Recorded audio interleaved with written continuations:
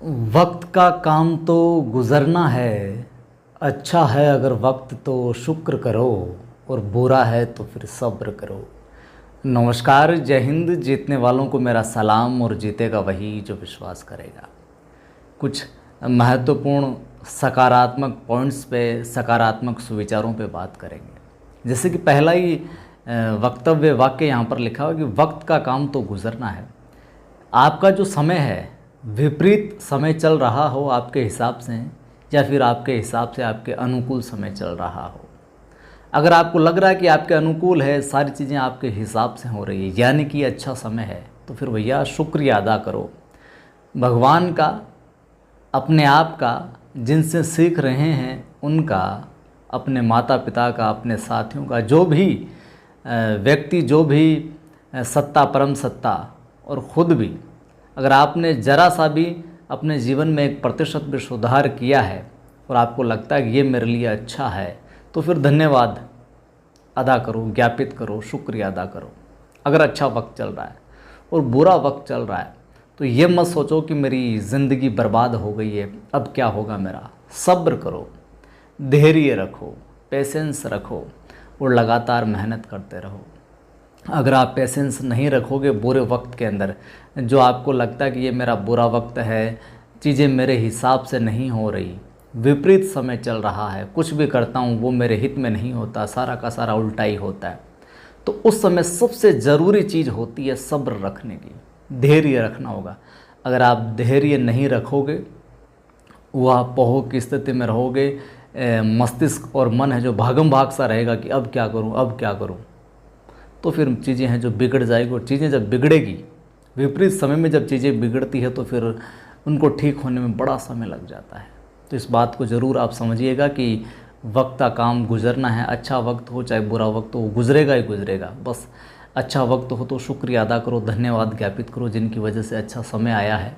अगर ख़ुद की वजह से भी आया है तो ख़ुद को भी धन्यवाद ज्ञापित करो, क्योंकि ख़ुद में भी इतनी औकात नहीं होती खुद ही सारा कुछ कर ले।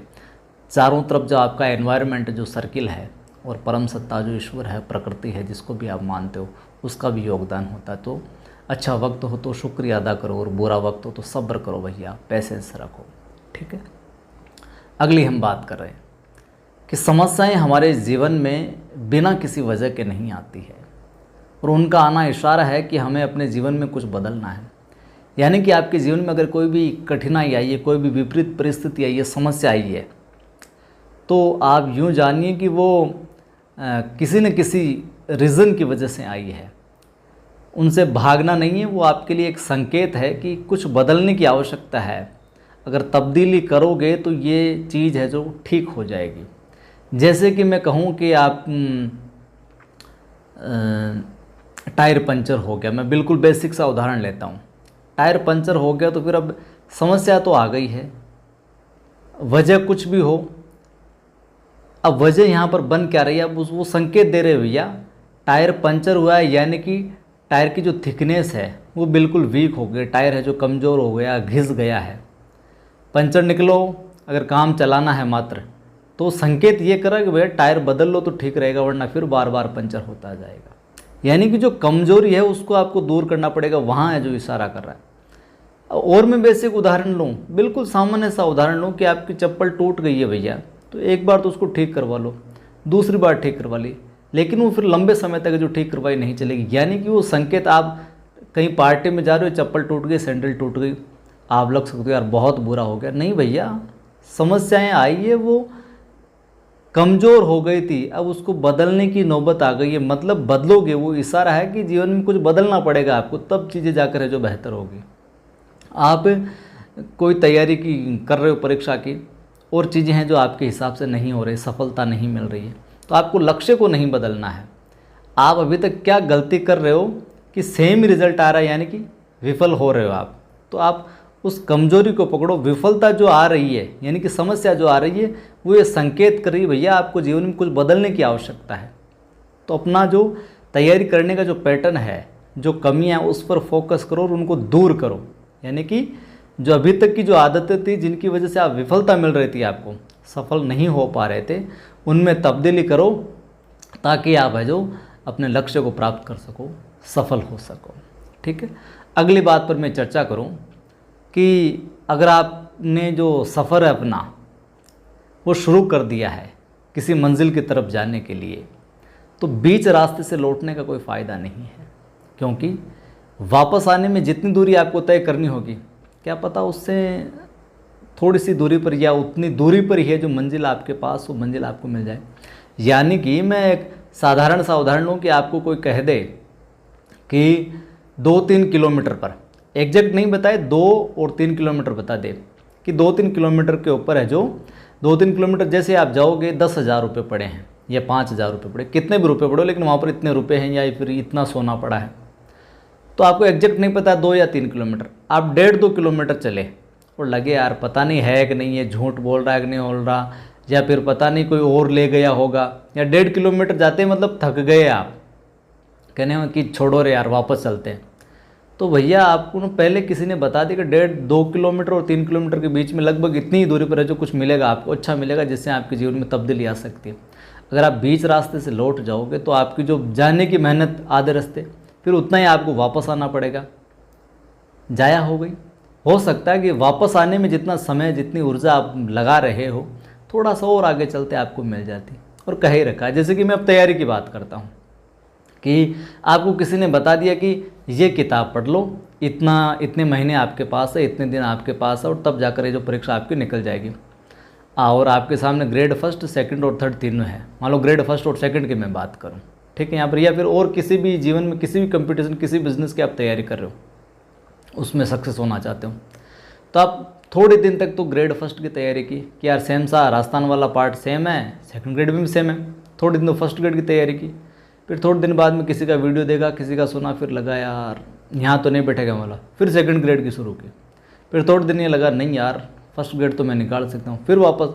तो भैया आपने 2 महीने, 3 महीने या 1.5 महीने भी आपने अच्छे से तैयारी की, ग्रेड फर्स्ट किया, फिर ग्रेड सेकंड, कोई भी एक पहली बार, वापस है जो वापस दूसरी जो ग्रेड है उसकी तैयारी शुरू करोगे आप, तो आपकी मेंटलिटी बिल्कुल चेंज हो जाएगी। तो एक लक्ष्य बना लीजिए और उस पर है जो आगे बढ़ते निरंतर, परिणाम क्या होगा वो नियति पे छोड़ो, वो आपकी मेहनत है जो बता देगी क्या परिणाम रहने वाला। लेकिन आप बार बार बदलोगे, थोड़ी दूर चले वापस लौट के, थोड़ी दूर चले वापस लौट के, ऐसे जो सफलता है जो नहीं मिलने वाली है। किसी भी क्षेत्र में ले लो साहब, मान लो कि आपको लगता है कि कोई बिजनेस करो, उसमें 2-3 साल देने तो कंपलसरी है, इतने समय देंगे तभी जाकर चीज़ें जो स्टेबिलिटी की ओर है जो पहुंचेगी। लेकिन आप 6-7 महीने काम किया बिजनेस के अंदर और फिर लगा यार पता नहीं ये सक्सेस होगा कि नहीं होगा, अभी तक तो कुछ हुआ नहीं, थोड़ा बहुत 1-2 कस्टमर जुड़े हैं या थोड़ा बहुत ही प्रॉफिट हो रहा है, जितना मैंने सोचा उतना नहीं। तो भैया जब मैक्सिमम चीज़ें लेकर चलनी होती है कि इतने समय तो मैं दूंगा ही दूंगा, और बीच में आप चीज़ों को छोड़ देते हैं, फिर है जो मामला ठीक नहीं होता है।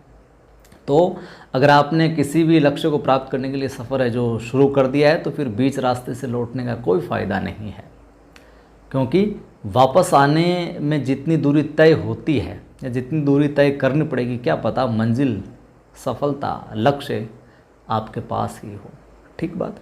चलिए अगली बात पे हम डिस्कस करते हैं कि सफलता का मुख्य आधार सकारात्मक सोच और निरंतर प्रयास है। जीवन के अंदर कोई भी लक्ष्य हो या कहीं पर भी आपको पहुंचना हो, सबसे जो बेस है, मुख्य जो आधार है, एक तो पॉजिटिव थिंकिंग रखनी पड़ेगी और निरंतर प्रयास करना पड़ेगा। अगर आप निरंतर प्रयास भी कर रहे हो कि मैं तो रोज़ पढ़ रहा हूँ, लेकिन आपकी नेगेटिविटी घर कर रखी है, ऐसे एनवायरनमेंट में रहते हो जो नेगेटिव लोग रहते हैं वहाँ पर, और ज़बरदस्ती आप पढ़े जा रहे हो, तो आपने जितनी भी मेहनत लगाई है, ऊर्जा पूरी लगाई है आपने, किताब को भी पढ़ रहे हो, लेकिन वो आपके मस्तिष्क में नहीं जा रही, क्योंकि आपकी नेगेटिविटी, आसपास नेगेटिविटी और खोपड़ी में पता नहीं मेरा होगा कि नहीं होगा, पता नहीं पिछली बार भी नहीं हुआ था, क्या पता परीक्षा में सवाल गलत हो जाएगा, मेरे से तो होता ही नहीं है, इतने सालों से नहीं हो रहा, पता नहीं आगे होगा कि नहीं होगा। तो आप अपना समय भी दे रहे हो, अपनी ऊर्जा भी दे रहे हो, लेकिन नकारात्मकता की वजह से, नेगेटिविटी की वजह से आप जो वो क्रैक नहीं कर पा रहे हो, जो प्राप्त करना चाहते हो प्राप्त नहीं कर पा रहे हो। तो यकीन जानिए, पॉजिटिव थिंकिंग रखिए, सकारात्मक रहिए। अगर निरंतर प्रयास में थोड़ी हल्की भी कमी रह गई तो आपकी जो पॉजिटिविटी है, जो आत्मविश्वास है, वो आपको जिता देगा। और मैं हर रोज़ वीडियो में, अपने जो एजुकेशनल वीडियो है या इसमें भी मैंने कहा, मैं हर रोज़ कहा करता हूँ, मेरा ये टैगलाइन समझ लो कि जीतेगा वही जो विश्वास करेगा। तो सफलता का मुख्य आधार क्या है? सकारात्मक सोच और निरंतर प्रयास। अगर ये सेशन अच्छा लग रहा है तो ज़रूर लाइक करना और कमेंट करके बताना। इस तरह के अपन वीडियोज़ है जो लाते रहेंगे नियमित रूप से, अगर आपको अच्छा लग रहा है तो। और पहली बार देखने वाले सब्सक्राइब कर लें। और ये कोट आपने बहुत बार सुना होगा, लेकिन इसके मायने समझने का प्रयास नहीं किया होगा। अगर इसके मायने समझ जाओ तो मतलब एक एक जो कोटेशन है पूर्व विद्वानों के द्वारा, एक एक जो बात कही गई है, अगर एक ही बात को पकड़ लो तो जीवन सफल हो सकता है। यहाँ पर क्या लिखा है कि इंतज़ार करने वालों को सिर्फ उतना ही मिलता है जितना कि कोशिश करने वाले छोड़ जाते हैं। अगर आप वेट करते रहो कि भर्ती कब आएगी, ग्रेड फर्स्ट कब आएगी, ग्रेड सेकंड कब आएगी, थर्ड कब आएगी, तो करते रहो वेट। लेकिन जो लगा हुआ है अभी कि भैया कभी भी आए, हमें है जो ग्रेड फर्स्ट मुझे बनना है, ग्रेड फर्स्ट का किसी ने लक्ष्य निर्धारित कर रखा और दृढ़ संकल्पित होकर लगा हुआ है, किसी ने सेकंड ग्रेड का रखा है, किसी ने ग्रेड थर्ड का रख रखा है, या कोई KVS वगैरह NVS वगैरह किसी भी क्षेत्र का, SSC GD वगैरह, पुलिस पटवार, SSC CGL वगैरह, जो कुछ भी है, किसी का भी टारगेट सेट कर रखा है, या किसी बिजनेस में जाने का, कोई और धंधा करने का, तो अगर आप इंतज़ार करते रहोगे तो कुछ नहीं मिलेगा। जो उस समय दृढ़ संकल्पित होकर काम कर रहे हैं, जो कोशिश कर रहे हैं, संघर्ष कर रहे हैं, वो जितना छोड़ जाएंगे प्राप्त करने के बाद में, वही आपको मिलेगा। तो जो वेट करते हैं, इंतज़ार करते हैं, उनको सिर्फ उतना ही मिलता है जितना कि कोशिश करने वाले, संघर्ष करने वाले छोड़ जाते हैं। तो भैया जो पीछे बचा कुचा है उसके चक्कर में मत रहो, आप मेहनत करो, आप संघर्ष करो, ताकि इंतज़ार करने वालों की लाइन में है जो नहीं खड़े रहो, लोग और खड़े रहें। हमेशा लोगों के लिए तालियां ही बजाते रहोगे क्या? कभी लोगों को भी मौका दो, कुछ ऐसा करो कि लोग आपके लिए तालियां बजाएं, तब तो जीवन का कुछ मज़ा है। ठीक, अगली बात हम करते हैं यहाँ पर, आगे अदर वीडियो में देखेंगे। आज वीडियो लंबा नहीं हो जाए इसलिए यहीं स्टॉप करते हैं। अगर ये विचार आपको अच्छे लगे, इस प्रकार से आपको समझाने का तरीका अच्छा लगा, और आप चाहते हैं कि इस प्रकार के हम वीडियोज़ क्लासेस लाते रहें, तो वीडियो को लाइक कीजिए आप ज़रूर, सभी दोस्तों तक शेयर कीजिए। फेसबुक, व्हाट्सअप, इंस्टा, जहाँ पर भी स्टेटस लगा सकते हैं स्टेटस लगाइए, स्टोरी लगाइए। पहली बार जो भी देख रहे हैं चैनल को सब्सक्राइब कर लो, बेल आइकन क्लिक कर लो, ताकि हर वीडियो का नोटिफिकेशन आपको मिलता रहे। जय हिंद, फिर मिलता।